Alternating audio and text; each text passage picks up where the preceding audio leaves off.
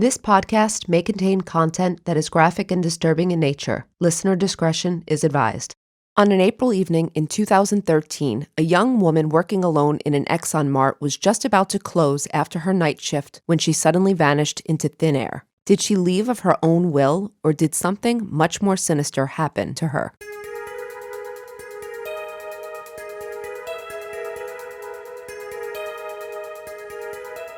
This is episode 58, The Jessica Heeringa Story.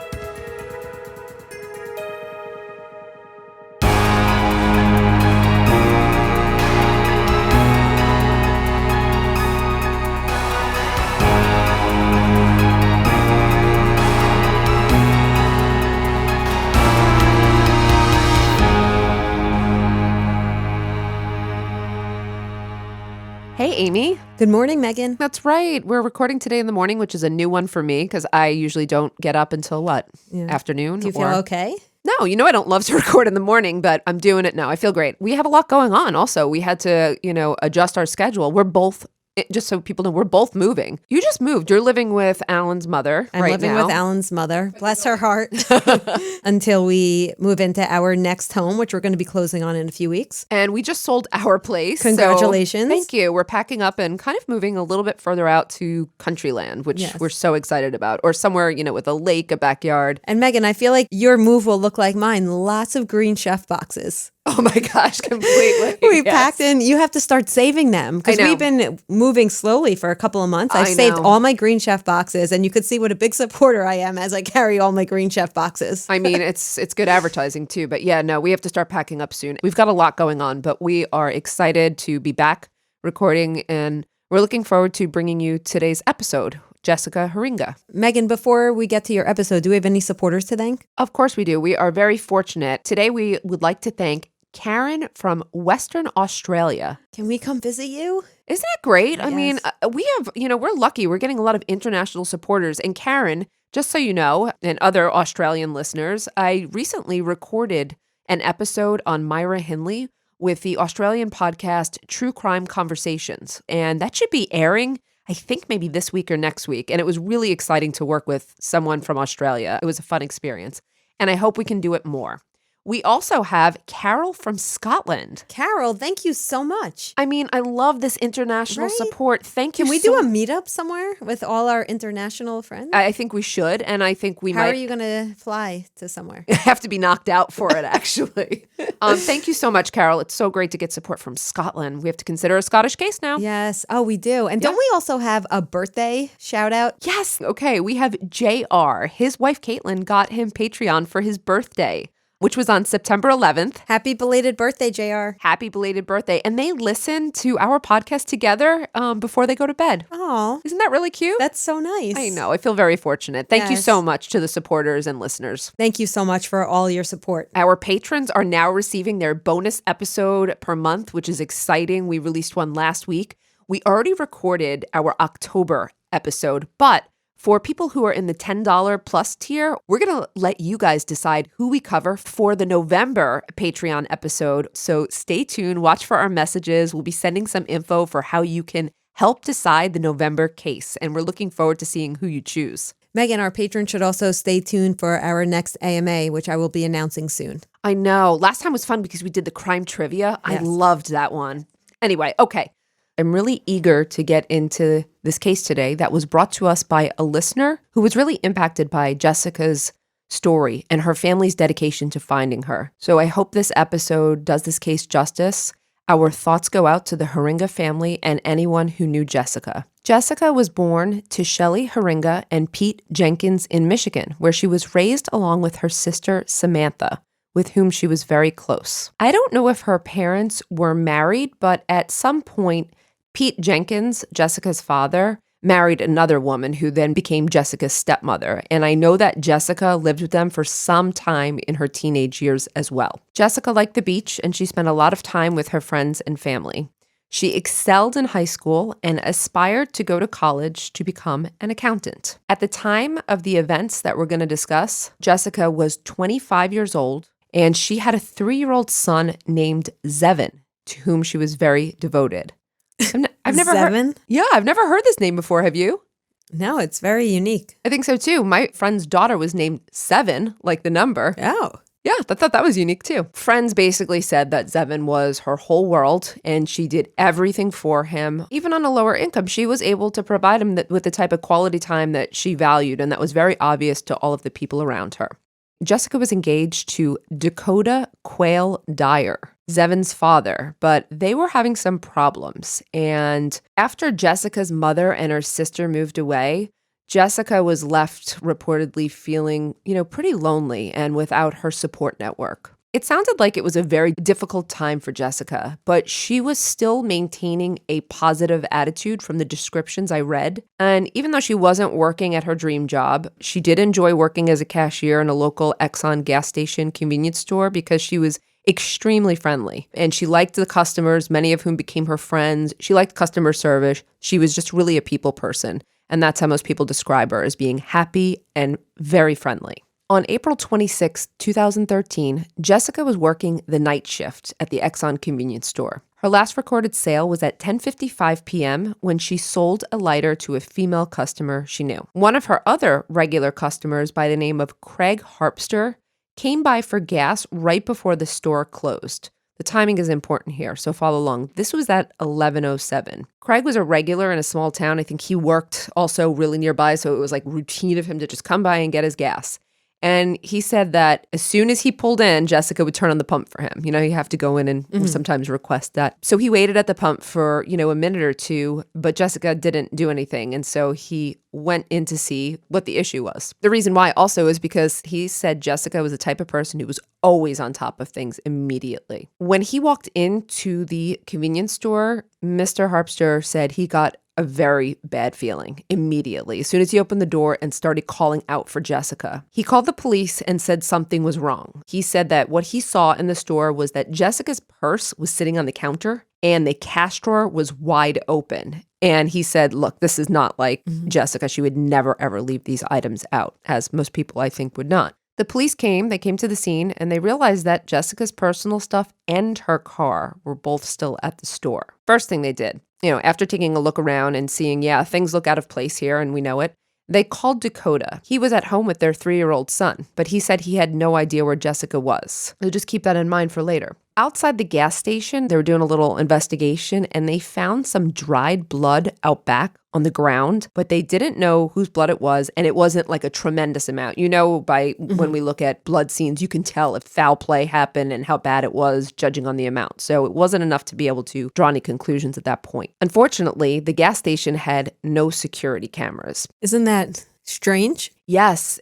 Were they broken or they just didn't have any? They didn't have any. And Amy, this is going to become an issue for us to discuss. And there's going to be some thoughts about whether or not stations like this or other, late night convenient marts should be mandated to have surveillance cameras. The manager of the gas station said that she saw a silver minivan behind the building that night as well, around the time when Jessica disappeared. So she wasn't working, but ironically, she and her husband were out that night. I guess they had been out on a date and they were on their motorcycle driving past the gas station at that exact time. They went around back too, because she said it was odd the way the minivan pulled in the back. Like something was just it was not the right placement. I think it was like where delivery should have happened or something. So they went around and they saw the driver, but not the license plate or Jessica. But when the police came, they brought dogs into the scene, the scent dogs, and the scent they detected ended right at the exact spot the manager and her husband saw the minivan. They didn't approach, they just kind of drove past, saw someone sitting in the car and kept going. They didn't think, because it sounds like they thought something was going on, but they didn't speak to the man or get a good look at him. They saw him, but he drove away also. Oh, he drove away. I'm sorry. Okay. But they did get a look at him, and they did get a look at the minivan, and they were able to describe it. Okay. After the scent dogs were brought in, and after they realized that, yes, this is the spot, they began to suspect that somebody had abducted Jessica, or at the very least that there was some type of foul play involved here now.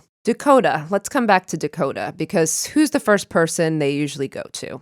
whoever's closest to the victim. Right. So the spouse or the boyfriend, he was interviewed, of course, but he was home, as I said, watching their son, and he had no car because Jessica had their shared vehicle. As I said before, they were on kind of a low income. As I understood it, Dakota wasn't working at the time. He was providing the childcare primary, and Jessica was working. So they only had one vehicle, and Jessica had it that night. How far did they live from the station? Not that far, though. That's a great point. And it was, maybe 1.5 miles or 2 miles, something. So, close enough. That is a good question. And the 3-year-old, I'm assuming, was allegedly sleeping. He or she didn't have much to say. Yes, exactly. Phone records also confirm that Dakota was home that evening because cell phone records, he was on his phone. Oh, okay. I was going to say, he could have left his phone home, but he was actually on it. It looked like he was actually on the phone. Yes. So now this also we've heard this before, this gets complicated with cell phones because if it's that close also, there could be shared towers, but it looked like it was pinging closest to the home. What happened later was that at first the police were kind of like, yeah, it doesn't look like this guy's involved. But then Jessica's diary painted a very rocky relationship with a controlling fiance. So police kept him on the radar, which they always do. And what became more suspicious was that Dakota was asked early on to turn over those diaries. I think it was even Jessica's family, someone from Jessica's family who asked him. And the police said that he didn't do it earlier on. And when they asked him, they said that he was very reluctant. He didn't want to give those diaries over, but he did eventually cooperate. After Jessica vanished, her family quickly mobilized a command center in the area with search crews.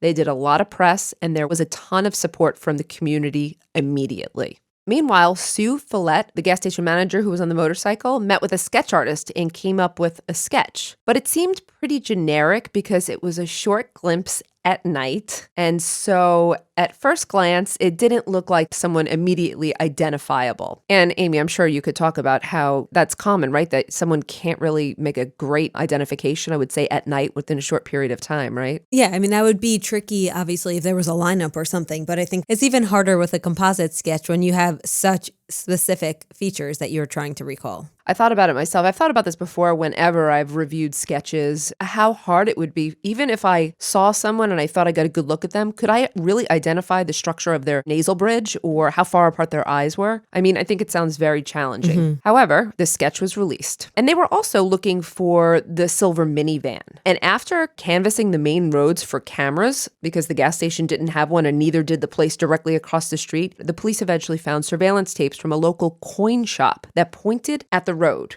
that the van would have pulled out, and they saw the minivan at 11:05 that Sue Follett had seen. And what time did she see it? Did she recall what time she drove past? Yeah, it was at that time. Okay. Because she described this timeline, like the police were giving her a timeline, like the last customer was at 10:55 and then someone was 11:07. She was that's a very small timeline. I know, which is something that is a little disturbing because she saw that minivan, or they saw it on surveillance at 11:05. Wow. And it was a Chrysler Town and Country silver minivan, a 2003 to 2006 model. She saw it pull away at 11:05 and Craig Harpster pulled in at 11:07. So this abduction happened in like a 5-minute window. 10:55 to 11:05. That's 10 minutes. That's a short amount of time we're looking at here. The problem was, this was a great tip and they were pretty excited about it, but there were 15,000 vehicle matches in just the Michigan DMV system. So it was kind of like a needle in a haystack. And it could have been out of state. That's assuming they're Michigan. Absolutely. It was apparently the most popular minivan at the time. Who knew? I know. I wouldn't have known that either. I didn't really even know minivans were that popular at any point, to be honest. Okay, so 12 days after Jessica's disappearance, the police were able to confirm that the blood outside the gas station was Jessica's. So the evidence is adding up and things are not looking good, unfortunately. The police, meanwhile, were also compiling a list of suspects. Men who knew Jessica and with whom she might have been friendly and who would sometimes visit her at the gas station. So police were taking a hard look at them. Remember, she was extremely friendly. Dakota said that also their relationship was on the rocks. When he was asked what was wrong, he said that there were fidelity issues. So I cannot be certain about any side or what happened, but she definitely had friendships with people. So police have to look at all male friendships. I'm assuming they looked closely at the man who called the police as well. They did look at him, yeah. He was pretty credible, though. They were able to discount him pretty quickly. Remember, he was coming from work, too. One of the suspects admitted that he saw Jessica that night at the gas station. He said they were romantically involved, but that's not confirmed, just so we know, by anyone else. And her family believed that Jess was just being her overly friendly self. However, the suspect, Jess Ammerman, and his wife were both interviewed and given polygraph tests. The results were never made known to the public, and the two remained on police radar for some time. Jess Ammerman had been in the store visiting around 9 o'clock, but it looked like he wasn't in there any later than that, and I believe his wife was at home, but Jess Ammerman said that he and Jessica were involved, and so, the police were thinking that if something went wrong with them, if she rebuffed him, or if his wife was angry because his wife found out that they could be suspects. And that seems possible or logical given what they knew. Jessica was also friends with someone named Rob Follett, and he visited Jessica that evening, but he was also reported being somewhat rebuffed by her. I think he had also kind of made an advance towards her, and she was working on her relationship and not, I don't think, interested in pursuing it any further. But his whereabouts were also later verified by cell phone technology, and it looked like he wasn't near the station when Jessica disappeared. There were a few other minor suspects throughout the years, including a sex offender who was local, but no real ties to the crime happened until April of 2016. So that's 3 years later, and this is the first break in the case we get. In April of 2016, a 16-year-old girl named Madison Nygaard was walking home from a party during the evening, and she had somehow gotten lost and had been walking around in the dark for quite some time when a man pulled up in a minivan next to her and offered to help her. This is complicated. She got in his van with him. She did, because she was lost alone. I don't know if she had consumed anything, but she needed a cell phone to call for help. And so, when you're weighing the options, No, public service announcement. Do not do that. I do agree. But she's a 16-year-old girl who was wandering in the dark for hours and maybe was more scared to be out alone. She got in the car. She thought that he would, use his cell phone to call her for help. But unfortunately, when she got in, the man started driving fast, speeding away, and he put a gun on her. But in an attempt of total bravery, she jumped from the moving van and ran, and this act saved her life. Good for her. She survived. She then gave the police a description of the van and an approximate location where this happened, and they were able to find the van on surveillance. Right. And trace it to a man named Jeffrey Willis. And I'm assuming that is this same make and model of the van they were looking for. That is correct. Okay. Madison Nygaard later positively identified Jeffrey Willis from a photo lineup as well, and the police arrested him in May 2016. But remember, this arrest right now is for an attempted abduction, brandishing a weapon as well. That's the only arrest. But once they were able to make the arrest, then they were able to get the warrant to search his house. Do you think they were starting to connect things or thinking he was potentially a suspect? I don't think so. No, I'm not sure, but I don't think so. I think right now they were just going with, this guy's obviously some type of predator, and let's see what we find. So a search of Jeffrey Willis's home and van revealed several damning items connected to other crimes. He had a computer folder with the title VICS, V-I-C-S, like victims. And in his folder, he had articles related to Jessica Heeringa, but also a woman named Rebecca Bletch. Have you ever heard of her? I've not. I hadn't heard her name before either, and I didn't recognize her when I looked her up. But this woman, Rebecca Bletch, was murdered in 2014, and her case was unsolved. And this was one of the labels also in his computer. The computer also revealed thousands of saved videos depicting the abduction, rape, and torture of women. They also found in his van a gun that was not registered to Willis, handcuffs, and a toolbox with all types of sex toys and other devices, as well as syringes and gloves and other forms of restraints. Someone we don't want on the street. No, I mean, they were like, when you open this is a kit for, a serial predator, a serial sex offender, a serial murderer. This spoke volumes. But even though you could argue, so I have sex toys and handcuffs because maybe my wife and he wasn't married at the time, but had been married earlier. You could make an argument for that. But the gun would prove to be very fruitful. And this would lead to a big break in the other case I just referenced, the murder of Rebecca Bletch. Was she shot? She was, in fact.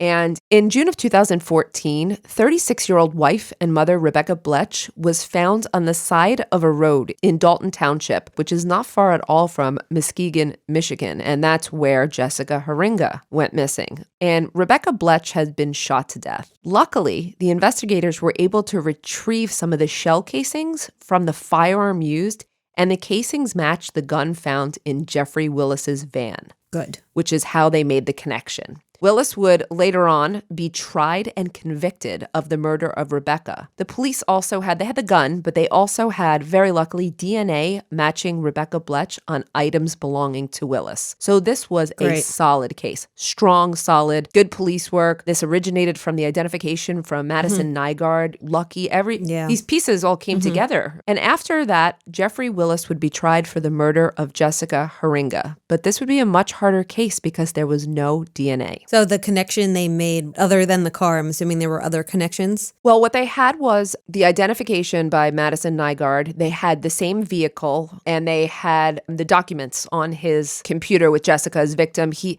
had labeled a file with her initials and the date of her disappearance.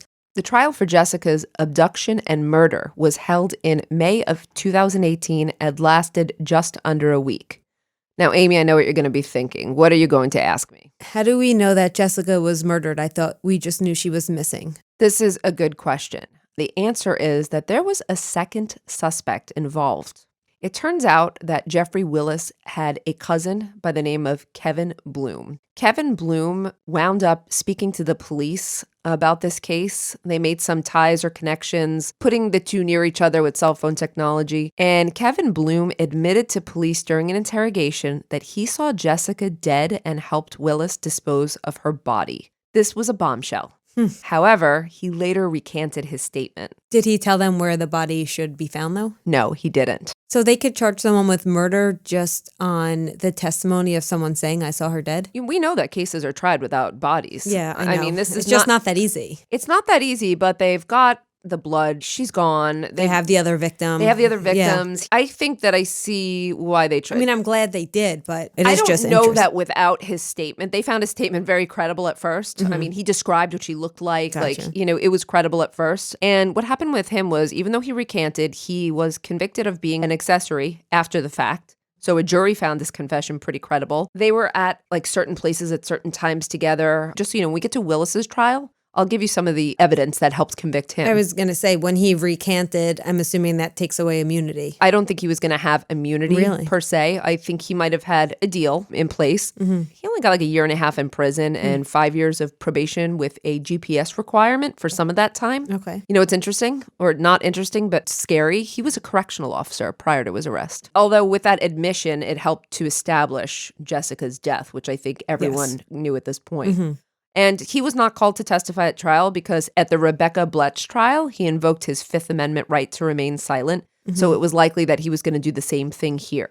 All right, let's get back then. You have the second suspect. He's convicted. It's for accessory after the fact. They don't think he was involved in the abduction or anything that happened to her. Let me talk about the evidence that came out at Jeffrey Willis's trial. We had a lot of the same information I've already given you. Jessica's final customer testified that she saw a suspicious man hanging around the store. I mean, that's not the strongest piece. We had the couple on the motorcycle, and they testified that they saw Willis in his silver minivan the night Jessica disappeared in the exact time frame. And Sue Follett, who was that manager, was the one who helped the sketch artist. And when you see the sketch, you'll actually find now it does look like him. It looks like Jeffrey Willis, especially the nose. This was really interesting because what's different about this is my perspective changed. I looked at the sketch and went, this is so generic. This is average. Then when I saw who they convicted and put the sketch next to him, it looks to me pretty much just like him, and especially very narrow, very thin nose. So I thought the sketch was a good likeness. Did they also have her view a lineup with him in it? I'm not sure if they did that, but remember Madison Nygaard Yeah. viewed the lineup and positively identified him as well. Yeah. So even though I know eyewitness identifications are hard, you have a sketch that looks just like him. You have got a suspect who... Sounds like there's a lot of evidence, yeah. You know, these cases are not, you don't have the forensics here, but there's a good circumstantial case, and that's how most cases are made. They didn't find Jessica's DNA in his van the way they found the other victims. They did not find any DNA. That was also something that they thought was bizarre, because I'm going to talk about one or two things they found at the crime scene that they thought might have Jessica's DNA. So they don't have exactly what they need, but they're building a case here. The prosecution presented evidence that they found a cover for a laser sight on a firearm recovered from the scene with Jessica's blood. So, you know, when your firearm has that laser to help you target, it was the cover that went onto that. And they found it pretty much near her blood, and they actually thought maybe he hit her. And knocked her out. And that's how he got her. And maybe that fell off. So they were hopeful that they would find the DNA on that, but that did not happen, unfortunately. She's got blood there, so he might have hit her with something, but it doesn't mean he hit her with the gun, or it doesn't mean she didn't walk out voluntarily. But there's definitely something that caused her to bleed out there. This was, you know, a very strong piece of evidence against him nonetheless. And the reason why is because, you know, that gun that Willis had stolen and they recovered, it was missing. That very piece was missing from his gun. Okay.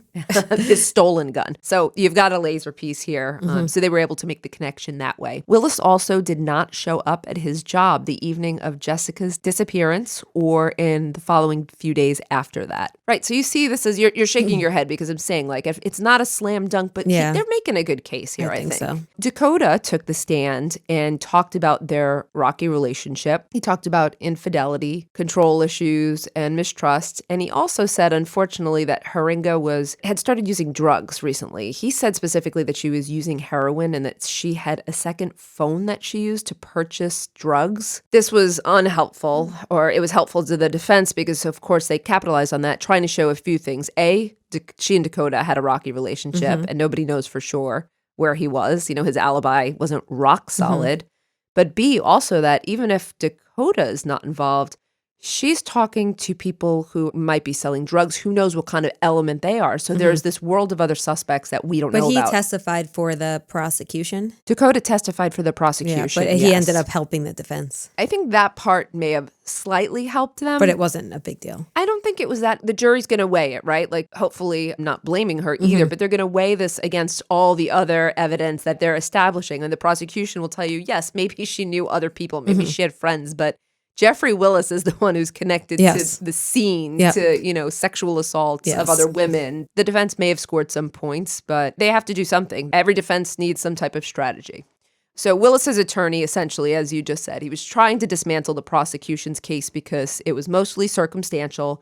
There was no DNA and, you know, other real, like, damning forensic evidence. But Willis and his attorney were not successful because the jury found Willis guilty of the murder of Jessica Heeringa and sentenced him to life without the possibility of parole. Great. It is great. There's only one problem left here. Okay. You know what that problem is? Yeah, there's no closure for the family because I'm assuming they never found Jessica's body? That's exactly it, Amy. They never found Jessica's body. So so I'm assuming they asked Willis and they're trying to cut a deal, tell us where she is and or something. Usually they incentivize, maybe not a deal, but they would incentivize. Willis maintains that he had nothing to do with this. Wow. Okay. And actually, I watched something briefly. I think he got pretty indignant at his sentencing hearing. I think they'll always hope that at some point he might cooperate, but I don't think so now. And it's very soon still, too. Yeah. So, and the story is not over. Jessica's family really hopes to bring her remains home. And that's one of the reasons also I was keen to publicize this case. And one of the reasons our listeners came to us, because they said, look, our family's still really trying. It's really important for people to bring their loved ones home, to give them a final resting place. So what happened after?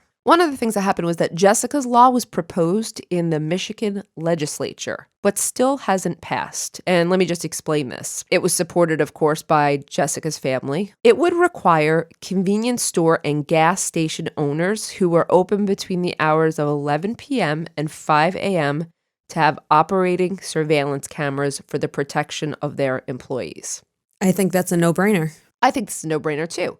Some business owners complained because they said it would be costly. But I'm going to say I support this. Not when weighed against the life of someone. Yeah, I would say, Amy, I don't know about you, but any person who coho could be yourself, could be someone who has a wife, a daughter, a mother working alone at night, or even a man. I mean, a man is also subject to be attacked. I think anyone whose loved one is in that situation would probably feel the same way. Mm-hmm. This piece of legislation has been in the Michigan legislature for, I think, about 7 years and still hasn't passed. Let's get to our conclusions now. First of all, I'll start with theory. Do you have any theories? I don't know enough about Willis to even begin. What I could say, though, we can talk about theories of victimization. We could talk about routine activities theory. So, in what way, Amy? Explain that, I just realized we never talk about theories of victimization on this, ever, because there are so many. Okay, routine activities theory talks about the presence of 3 things. You have a motivated offender, which clearly there was a motivated offender here, right? You also have lack of a capable guardian. There were no surveillance cameras. No people around. No people. It was dark. It was late. And you have a suitable target. Jessica was a suitable target because she was alone at night. She was a woman, assuming unarmed. So when you have these variables coming together, it's almost like the perfect recipe for something like this to happen. That's exactly what it is, Amy. Unfortunately, without knowing much about Willis, I think that's a good call to point to victimization and when things happen. And again, good explanation of it. It's not a victim blaming. It's a victimization. It's a theory to explain why someone becomes a victim. I always tell my students that victimology, even when we talk about like victim precipitation, how we have passive and active precipitation. So active precipitation is when you actually provoke someone and that results in you being victimized in some way, whereas passive is when the victim unknowingly has a trait or something that excites or provokes the attacker. So that could be like a lot of hate crimes. You would say it was passive precipitation. None of this is victim blaming. It's just helping us try to understand how or why this happened and how we can prevent it from happening again. Exactly. It's the flip side. I mean, we usually explain criminological explanations of offending, right? Mm-hmm. So, and it's for the same purpose. Yep. Victimization is for the same thing as well. Yep. Thank you. That was well said. And I appreciate that because without knowing a lot about Jeffrey Willis, and I looked, and I didn't find much about him. Let me talk a little bit about what I would say, how I could categorize him and what I did find. First of all, I think even though he did not complete the assault or murder of Madison Nygaard, I think he's probably a serial murderer and a serial rapist. He just got caught a little bit short before his career really advanced. And I mean his criminal career. Yeah. He is what we categorize as a lust killer. So unfortunately, if I have to assess him, he rapes and kills, and it's purely for his sexual gratification. I have no doubt in my mind, just so you know, that he would have kept going if it had not been for Madison Nygaard's absolute brave escape and identification of her assailant. And I think Jessica's case would never have been solved. And I don't know that Rebecca Bletch's case would ever have been solved as well. I was thinking that Madison is really the hero here. She is. Yeah. She really is. And Jessica's family, of course, because they really pushed ahead. Yeah. They pushed and they were, they mobilized quickly, which we also talk about. If this was one of our loved ones, we would mobilize quickly too. Mm-hmm. Jeffrey Willis did not have any criminal history of violence, which is not necessarily uncommon for serial offenders. He was married for 13 years, but they separated in 2011. Now, these attacks also started 2013, 2014. That makes 2016. So right when he has the break. The reason I say that is that there are a number of serial offenders who are married and they have periods of desistance because they are in relationships and they don't have the availability, the time, or the urge is a little bit less during that time. Or our favorite, you could explain it with strain theory. It could be the strain theory, yeah. It could be the removal of a positive stimuli, assuming that his wife kind of kept him in line. His wife said that he was verbally abusive but not physically abusive. She testified briefly at trial that she believed he was seeing someone else during their marriage. But other than this, there's not many flags of what was to come. Willis grew up in Fruitport, Michigan, in a middle-class family of 5 children. He was described by former high school classmates as popular, confident, and someone who did well in school. He had a daughter from a previous relationship and a granddaughter. He was mostly described as a likable, nice guy, though there were some reports that he made some crude comments to women that made them feel uncomfortable. And friends noted that Jeff had a lot of pornographic material beginning at a young age, more so than what they thought was normal. But other than some... And he was employed. Yes. Right? Yep. Always employed. So he wasn't like this loner, drifter. This is one of those cases that bust the myth perceptions that we have of the lone serial killer. It's not true. A lot of serial offenders are in relationships. They have jobs. He had employee-like recommendations describing him as responsible, likable, the best guy. So did BTK. Absolutely. And what we also know is that most serial killers suffer either both a serious injury in childhood or multiple injuries, actually, or a traumatic childhood, usually categorized by abuse, neglect, drugs, or other types of violence. And from what I could find, it did not appear that Willis had any of these background factors. So determining his exact behavior, again, would be difficult without his participation, like a clinical interview or study. So for now, I think we just have to classify him as, again, I would say a lust serial killer who was apprehended early in his killing career. And these are the kind that I think worry us the most because there's no signs. There's no signs. There were a couple red flags, but nothing that would, Again, I always think of BTK, who was such a functioning member of society. He was like head of the Boy Scouts. He worked as a park ranger. He had all these... Involved in the church. Very involved in the church. So you would never suspect it. It's not like the loner, like you said before. It's not the person who looks creepy, who acts a little off. It could be, but it's not always. And you know what else is interesting about BTK? As you probably know, he was unique in that he actually didn't have any history of childhood trauma as well. So, it's always easier if it's someone like Aileen Wuornos, who you can see had a very troubled past. And not that we would expect her to do what she ended up doing, but it helps us understand it a little more. There was the clear indicators of trauma, abandonment. So yes, so he doesn't fit this way. And again, if not for Madison Nygaard, I think that we would be looking at a long string of offenses. Yeah. So last but not least, did the criminal justice system get it right?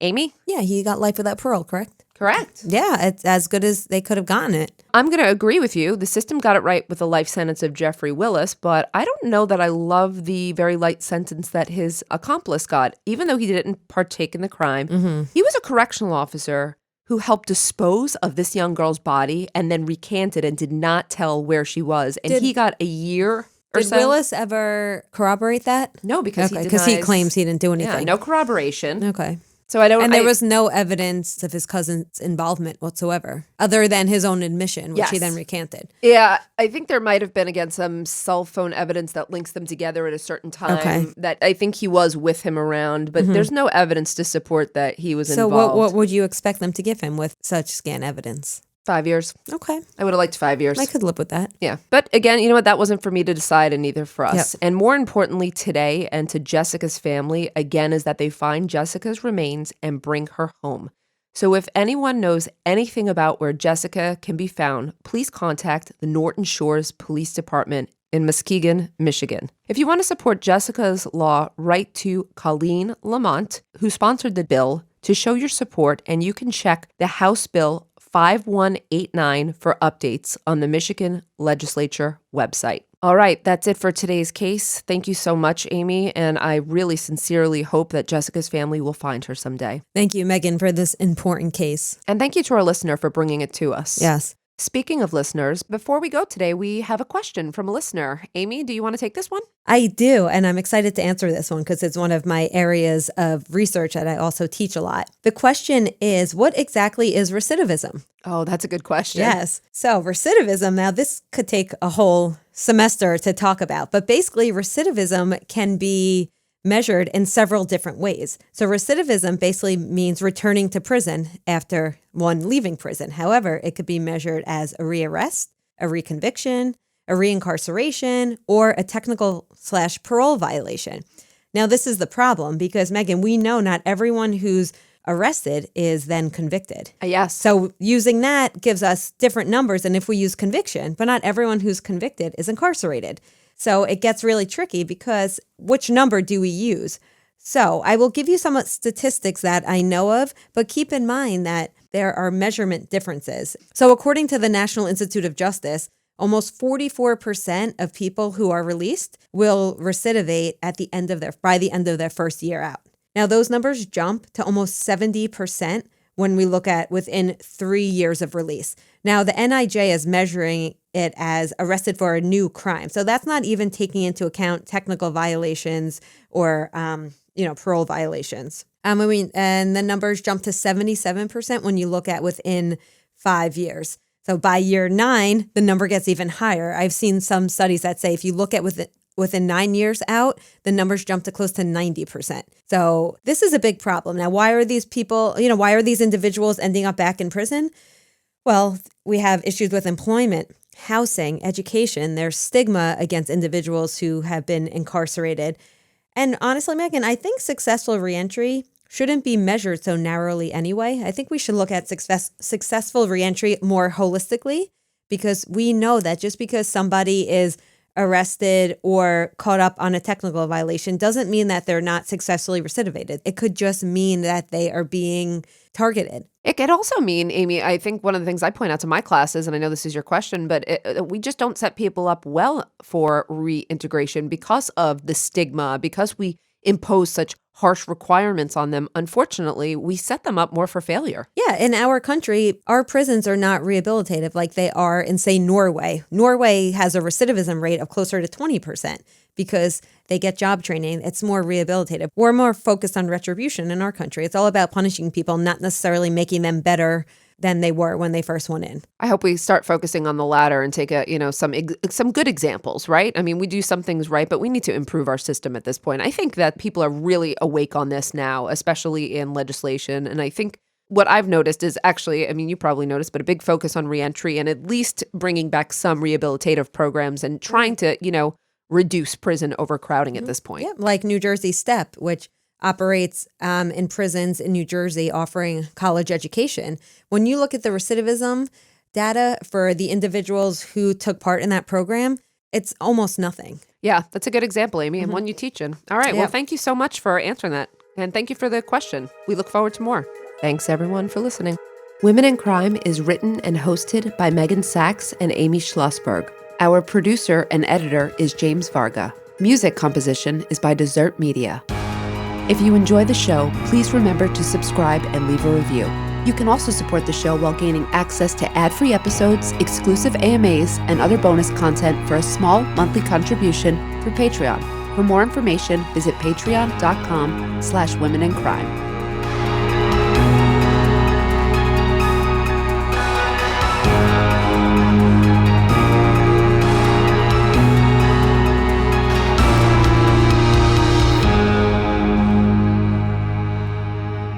Sources for today's episode include mlive.com, woodtv.com, an episode of Disappeared, the Muskegon Chronicle, and testimony featured on Law and Crime.